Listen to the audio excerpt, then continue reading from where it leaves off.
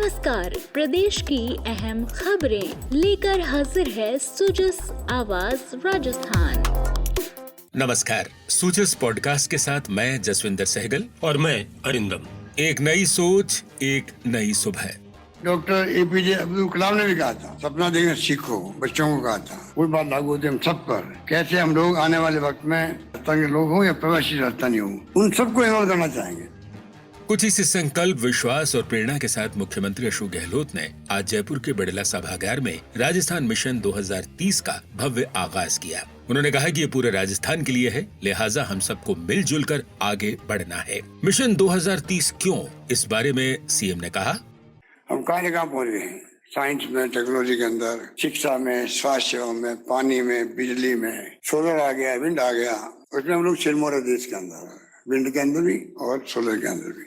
अधिकांश पैरामीटर हमारे पक्ष के अंदर है और आर्थिक रूप के भी हम लोग नंबर 2 है देश के अंदर। आंध्र प्रदेश नंबर 1 और दूसरा राजस्थान है इस स्थिति के अंदर, राजस्थान देश के अंदर। ये बात मैं इसलिए कह रहा हूँ, मिशन 2030 का आइडिया क्यों आया? आइडिया इसलिए आया कि आज हम ऐसी स्थिति में आ गए हैं जहाँ हम बहुत आगे बढ़े हैं। माइन मिनरल्स के खनिज भंडार की संपदा यहाँ इतना भंडार भरे पड़े हैं कि उनका दोहन नहीं कर पा रहे हम लोग। रात और दिन का फर्क पड़ गया।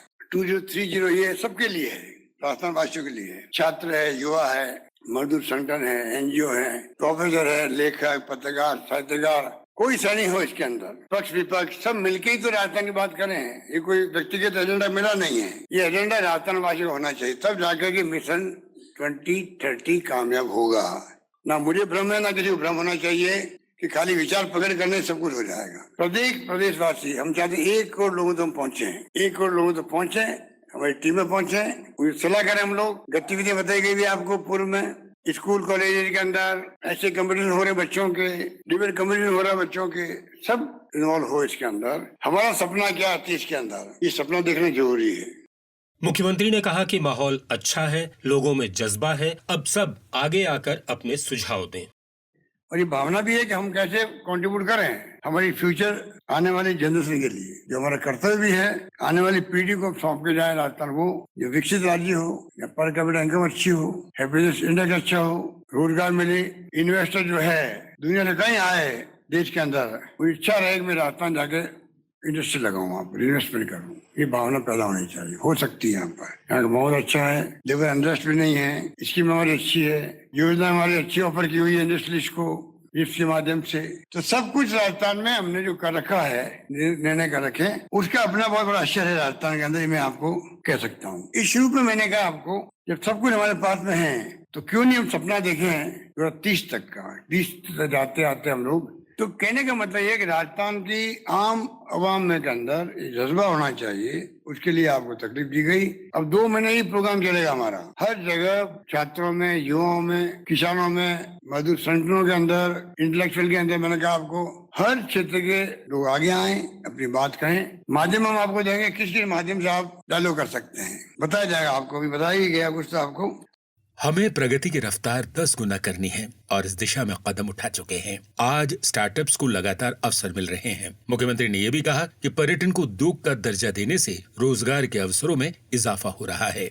अब मैंने दिया, अभी टूरिज्म को इंडस्ट्री का दर्जा दे दिया, राजस्थान का दे दिया है। यहाँ बैठे होंगे होटलिस्ट, बैठे होंगे ट्रैवल एजेंट, टूर ऑपरेटर बैठे होंगे, सबको मालूम है कि उसका असर क्या पड़ा। एक होटल जो है, बड़ी होटलें 2-2 ढाई लाख रुपए प्रति माह की इनकम उनको होने लग गई, एक्स्ट्रा बचत होने लग गई है। इतना बड़ा फैसला हुआ है, इंडस्ट्री का दर्जा देने का मायने नहीं होते हैं। अब मैं चाहता हूँ आज 10 रुपए कमाता है यहाँ कोई नागरिक या टूरिस्ट से, 100 रुपए क्यों नहीं कमाए? क्योंकि हमने पहली बार आजादी के बाद में मैंने पहले 1000 करोड़ रुपए, इस बार मैंने 1500 करोड़ रुपए रख दिए टूरिज्म डिपार्टमेंट के लिए, आरटीसी के लिए रख दिए हैं। हम जब खुद भी दे रहे हैं, तो किस प्रकार से टूरिज्म यहाँ आगे बढ़े, ये हमारी सोच है, उस रूप में हम आगे बढ़ना चाहते हैं। आयोजना मंत्री ममता भूपेश ने विजन डॉक्यूमेंट के बारे में कहा, ये विजन जो डॉक्यूमेंट बन रहा है, ये दस्तावेज हमारे लिए, मैं समझती हूँ हमारे आने वाले भविष्य में स्वर्ण अक्षरों से इस दस्तावेज को लिखा जाएगा, जिसमें आने वाले 10 वर्षों में राजस्थान किस रूप में हो, 2030 में हम किस तरह से राजस्थान को प्रगतिशील राज्य देख पाए। राजस्थान न सिर्फ भारत में, मैं समझती हूँ संपूर्ण दुनिया के अंदर अपनी पहचान किस तरह से कायम रख पाए। मुख्यमंत्री जी की अभिलाषा है, हर व्यक्ति की उसके अंदर राय होनी चाहिए, हर व्यक्ति की सूझबूझ होनी चाहिए, हर व्यक्ति का सपना होना चाहिए कि राजस्थान 2030 में किस प्रकार से बन पाए। इस आयोजन से कई जिले वीसी से भी जुड़े। इस मौके पर मुख्यमंत्री ने विषय विशेषज्ञों, छात्रों, युवाओं, महिलाओं और कर्मचारियों सहित कई प्रबुद्धजनों से संवाद भी किया। First of all, I would like to thank you for making Rajasthan model state in health sectors and social securities. And the Chiranjeevi Yojana has provided immense advantages to all the peoples in Rajasthan. Sir, मैं 2030 का राजस्थान, महिलाओं का राजस्थान देखना चाहती हूँ। मैं चाहती हूँ कि उस समय तक हर महिला अपने हुनर को बाहर ला पाए और उसको सारे राइट्स अच्छे से मिले। नमस्कार सर। नमस्कार निशा। मैं आपके द्वारा चलाई गई योजनाओं से मैं और मेरा परिवार बहुत अच्छे से लाभान्वित हुए हैं। आपके द्वारा चलाई गई अन्नपूर्णा फूड पैकेट योजना, जिससे प्रत्येक माह राशन के साथ साथ जो फूड पैकेट दिए जा रहे हैं, जिससे कि घर का जो आर्थिक खर्च होता है उसके अंदर भी बहुत ज़्यादा बचत हो रही है। आपके द्वारा चलाई गई महंगाई राहत कैंप, जिससे कि 100 यूनिट बिजली माफ़ की गई है। उसके तहत जो बिजली का बिल था, जो कि हमारे घर का कभी 5 से 6 हज़ार आता था, वो आज की डेट में समथिंग 500 तक ही या 1000 से ऊपर नहीं जाता है।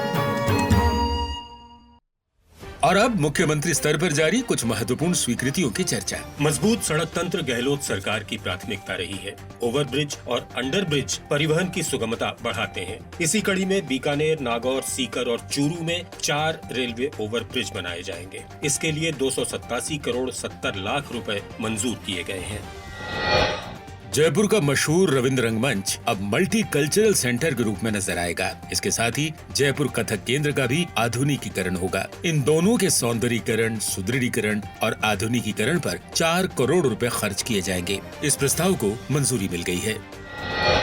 डिग्गी कल्याण जी लक्खी मेले में आज से रोडवेज बसों में श्रद्धालुओं को 50% छूट मिलने लगी है, जो 26 अगस्त तक जारी रहेगी। परिवहन निगम के एमडी नथमल डिडेल ने मेले के लिए 20 अतिरिक्त बसें चलाने के भी निर्देश दिए हैं। गौरतलब है कि ये मुख्यमंत्री की बजट घोषणा थी, जिसमें उन्होंने लक्खी मेलों में श्रद्धालुओं को मिलने वाली रियायत 30 से बढ़ाकर 50% करने की बात कही थी। इसके साथ ही छूट के दायरे में शामिल लक्खी मेलों की संख्या भी 3 से बढ़ाकर 15 कर दी गई थी। संस्कृत शिक्षा विभाग में काम कर रहे 21 शिक्षा सहयोगियों को कनिष्ठ शिक्षक और पाठशाला सहायक बनाया जाएगा। संविदा नियमों में आने से इन्हें नियम अनुसार पारिश्रमिक भी मिलेगा। मुख्यमंत्री ने इस प्रस्ताव को स्वीकृति दे दी है। और अब बात जन सम्मान वीडियो कॉन्टेस्ट की। आज के घोषित परिणामों के पहले विजेता रहे 12 जिले के धर्मेंद्र कश्यप, जिन्हें 1 लाख रुपए की इनाम राशि दी गई। उन्होंने रचनात्मक गीत से अंग्रेजी वर्णमाला के माध्यम से समझाई राज्य सरकार की योजनाएं। 50,000 रुपए की इनाम राशि के साथ दूसरा पुरस्कार जीता 12 जिले के ही विष्णु कुमार ने। उन्होंने खादी कामगार योजना पर वीडियो बनाकर शेयर किया था। जोधपुर के चतुर्वेदी जी रहे तीसरे स्थान पर, जिन्हें 25,000 रुपए की पुरस्कार राशि से नवाजा गया। उन्होंने इंदिरा गांधी स्मार्टफोन योजना पर वीडियो बनाकर साझा किया था। इसके साथ ही 100 प्रतिभागियों को मिले 1,000 रुपए के प्रेरणा पुरस्कार।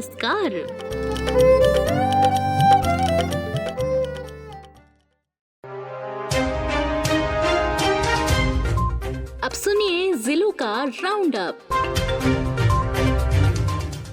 मुख्यमंत्री के प्रयासों से गंग नहर में पानी की आपूर्ति शुरू हो गई है। इसमें पानी फिरोजपुर हेडर से बीकानेर कैनाल के जरिए पहुंचता है। राजस्थान का इस महीने का हिस्सा 2800 क्यूसेक है, लेकिन आपूर्ति 1000 क्यूसेक ही हुई है। इसे बढ़वाने के लिए जल संसाधन विभाग के अधीक्षण अभियंता श्रीगंगानगर से पंजाब गए हैं। वहां पंजाब के सिंचाई अधिकारियों से बातचीत होगी और उम्मीद है कि राजस्थान को उसके हिस्से का पूरा पानी मिलेगा।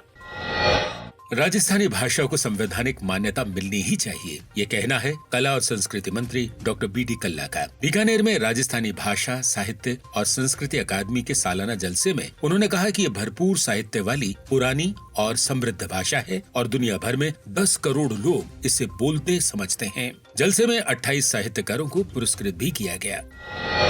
गहलोत सरकार की जनहितैषी योजनाओं के प्रचार प्रसार के लिए भरतपुर जिला प्रशासन ने 2 LED मोबाइल वैन चलाई हैं। जिला कलेक्टर लोक बंधु ने इन्हें हरी झंडी दिखाई। इनमें एक वैन शहरी तो दूसरी ग्रामीण इलाकों में जन जन तक योजनाएं पहुंचाएगी।